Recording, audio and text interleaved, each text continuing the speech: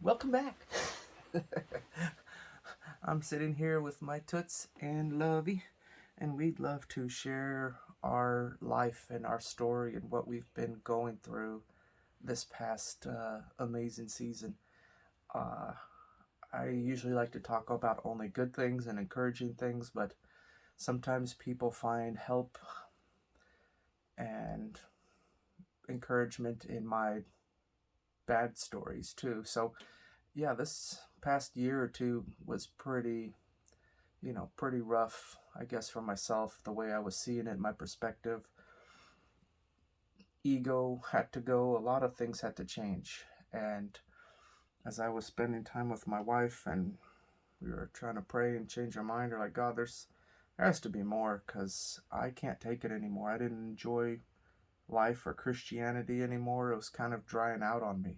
I kept feeling like I want to walk away from God and just throw it away. It's like I've prayed, I fasted, I've read the Bible, I memorized things, I know things about God, and there was like something missing, something's not right, and God kind of helped me restore my friendship with Him, and started showing me that my heart was off, and the beauty of I guess the beauty or the curse of YouTube or sharing our adventure and our life with Jesus is you get to see what we're saying right, what we're saying wrong, and how we're growing into what we are receiving and experiencing now. And during the summer, he was telling me like, you got a gun to my head. You need to repent and forgive people.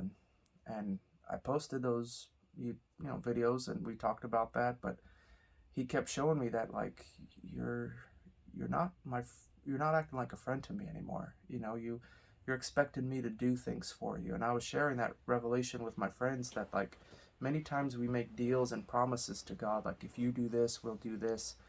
If you help me here, then I'll do this. And we're always doing that. And he just started showing me that like you're not approaching me like a friend anymore. You're not approaching me with love. And so he basically helped me find the reset button. And I got born again. I started realizing that there's no bad news in the good news. And as I just kept spending time with him and just got really encouraged that a lot of the stuff that we read, the way we perceive the Bible, I don't know if you ever do this when you read the Bible. It's like a little voices in your head telling you what each verse means and what so and so says, what your mom says, what you think it means. And it's like someone's telling me what it means as I'm reading it, and I'm not even really hearing it. And the cool part is now I'm reading it with like childlike eyes. When I'm reading it, I'm not perceiving it the way I used to. I see things very simply, very childlike. And that's kind of what God's been showing me over the years. When imagine you read the Bible and it says all things are possible to him who believes, and nothing shall be impossible unto you. And you read these places and you just say, okay. You don't fight it. You don't get religious. You don't start over spiritualizing it, under spiritualizing it. You just take it for what it's worth. When you start reading Colossians and he says that mystery, Christ in you, the hope of glory, that's who he is, that's who you are. And you just say, okay, and you run with it. And you realize he's in you. You don't say I'm a sinner. You don't say I'm this and that. Like, who told you that? The Bible didn't tell you that. Someone who read it, took things out of context, might have. But when you read it with a pure heart and you're just trying to be God's friend and you're just talking to him, you start reading things so simply and things start making sense to you. And there's no confusion. It just started really touching my heart and changing the way I see things. Jesus said he fulfilled the law and the prophets.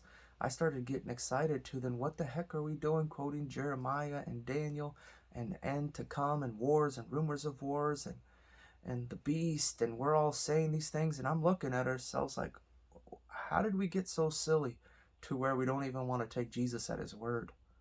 And I'm thinking, why don't we live as though we have it? Who's telling us we don't have it? Why is there so much bad news in the good news? We're trying to share the gospel with people, but it's not fun. I didn't like sharing Christianity with people anymore. It just got really dry. It just got really like, yuck. Can I pray for you? Can I tell you about the Lord? And it's like, ew, no. And if people came to me, can you tell me about Jesus? I'm like, he's horrible. Don't.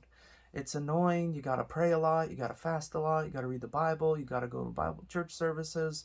You got to jump through the hoops. You can only talk this weird Christian language, and no one will understand you. No one will like you, but it's okay because you get to go to heaven. And it was just something was missing in this Christianity. And I'm thinking, God, we're missing it. And or that was your false view of sure, Not but saying it's I can see that a lot of my friends and people sometimes that I talk to, they're just caught up in this thing, and it doesn't bring joy. Now, I have had a few friends that now that I got born again, I talk to them and I say, did you know this the whole time? Did you not tell me? And they told me. I just couldn't see it. But I saw their life and I really wanted to have what they have. I wanted to live the way they did. And now I'm living the way they are, and I'm thinking, wow, this is so easy. This is effortless. Walking with God is just so simple. It's so peaceful. There's no striving. There's no fighting. This is just normal. And I'm realizing I feel like I missed it for so long because we all start off with a pure heart, I think, to try to seek God and find the truth. But somehow we get stuck in a camp or some kind of mindset or a church, and we say, okay, only this way and only my way and only the way I think. Why don't you ask questions? Why don't you challenge the status quo? Why don't you challenge me now and keep asking questions? You're like, is this it or is there more? Why don't you keep growing? Well, I'll only read the Bible, and I heard this phrase that I really liked. You get out of the Bible what you bring to the Bible. So when you bring a legalistic mindset of the way you were taught and trained and you try to read the Bible, man, you see Jesus as this weird, legalistic, angry guy who hated everybody. You get out of the Bible what you bring to it. But if I'm bringing an all things are possible mindset and I'm thinking, man, God's so good and his gospel is way too good to be true, that goodness starts changing your life. And that's what you read it from. And if I don't think nasty and mean about Jesus, he's able to reveal more. But if I start thinking, man, bet he's trying to hurt me, I bet he subcontracts the devil to destroy my life, and I start thinking weird thoughts, well, that's who he is to me. It's really subtle. That's why it's amazing to have friends to challenge one another, and we'd sing songs, Jesus, there's no one like you. There's no one like you. And I get what we're saying. We really appreciate Jesus, but didn't he give his life so that you could be just like him? And shouldn't we be singing songs, which should be more accurate, that, hey, you made me just like you and I'm one with you? That you gave your life so that I can become just like you. And that's what we sing. And I shared that with a few friends, and one of them was like, you ruined me. I can't go to church anymore and listen to songs because I'm hearing that we're still sinners and scum and God's amazing, but I don't know why he loved me. And they're like, this is wrong. I don't know why we don't see that we're just like him. So there's a lot of things that God's really challenging us, and we're still open to grow. We're still open to be taught. I'm not making concrete statements as much as I used to. I'm just posing questions like, is there more? Is it really this good? Is the Bible really accomplished and fulfilled in us, or did Jesus lie? Did he not fulfill the law and the prophets? Should we still keep quoting Daniel and the end of the world? Should we still keep quoting Revelations as a scary book instead of the revelation of Jesus Christ? The answer is in verse 1. Should we read it that way, or how should we read this thing? So I think there's just too much beauty in the Bible, and it's really helped our life to find love and joy. What do you think? Yeah. Do you feel like we've changed or grown in a good way? Or Yeah, for sure. What's the thing you like most? About Jesus? About our life, now that we're growing in this stuff. Just feels like there's more, and every time you discover there's more, it's more exciting. It's like being in the unknown is not a bad thing. It's like exciting.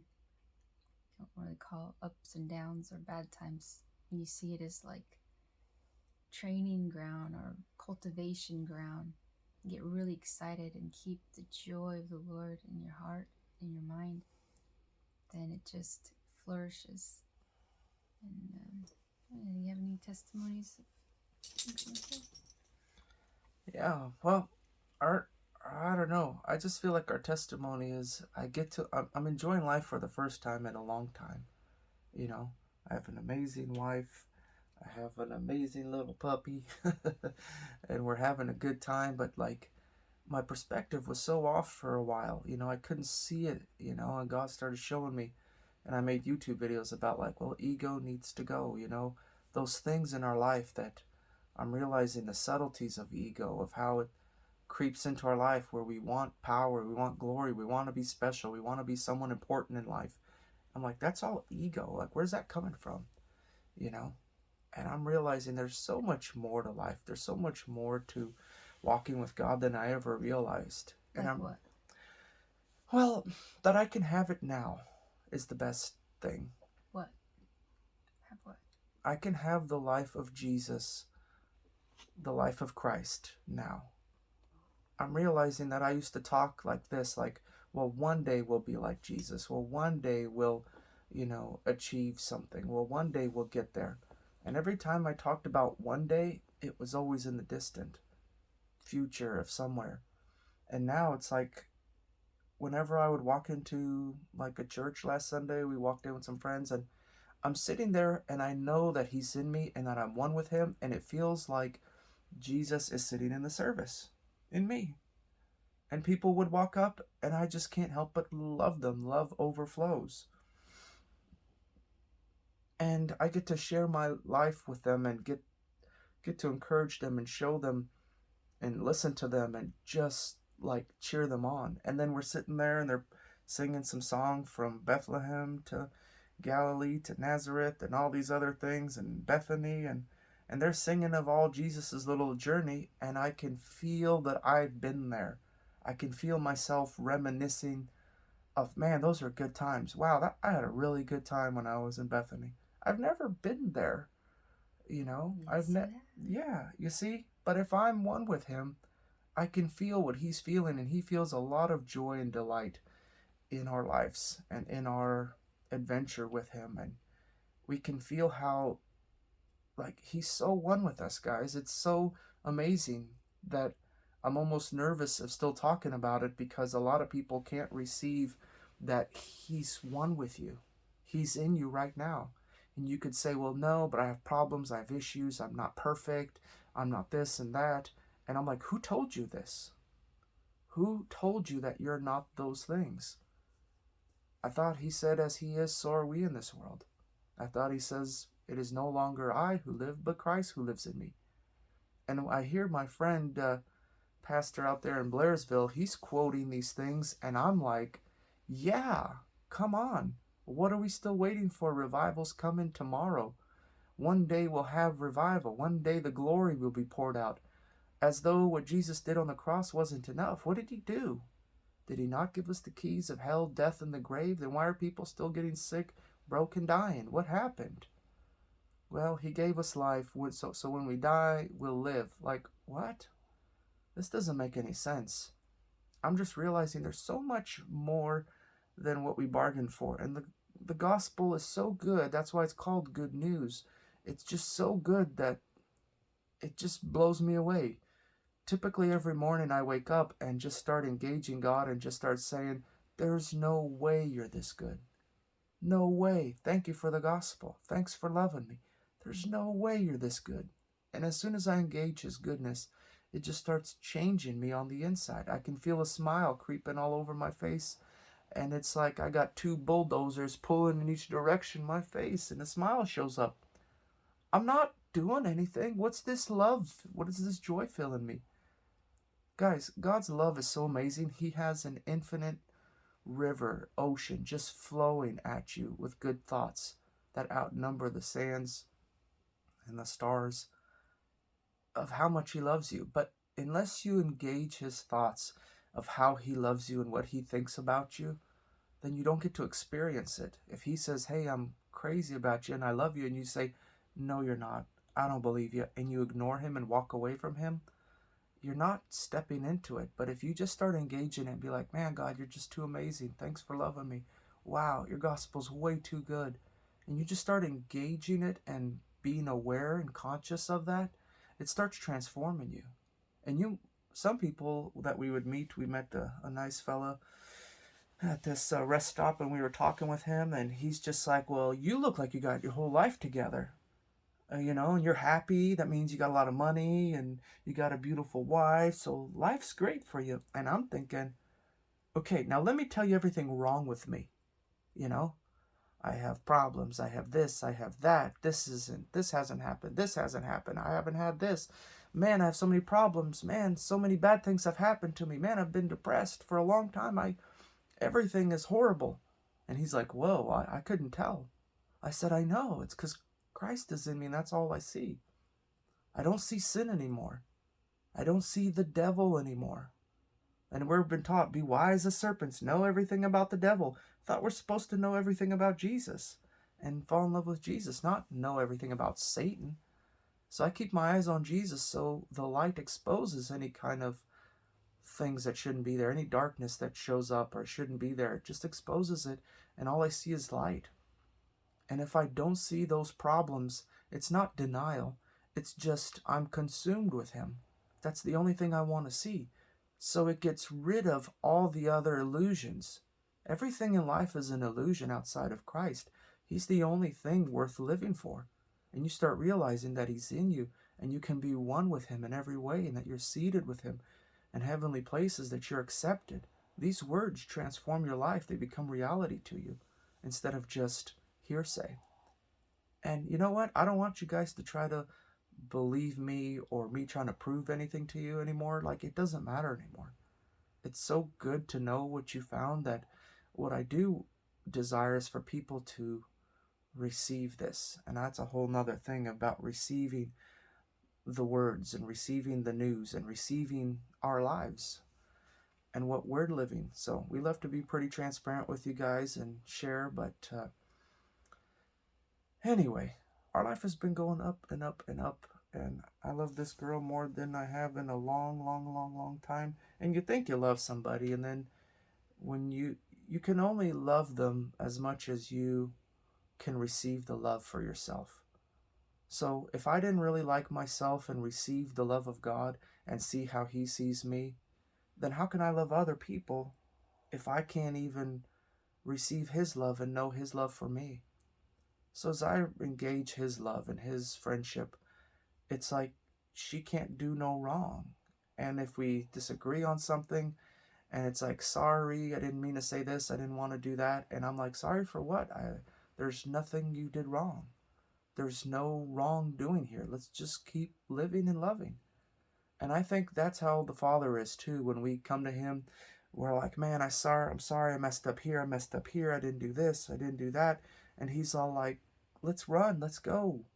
He's not sitting there docking you. He's not mad at you.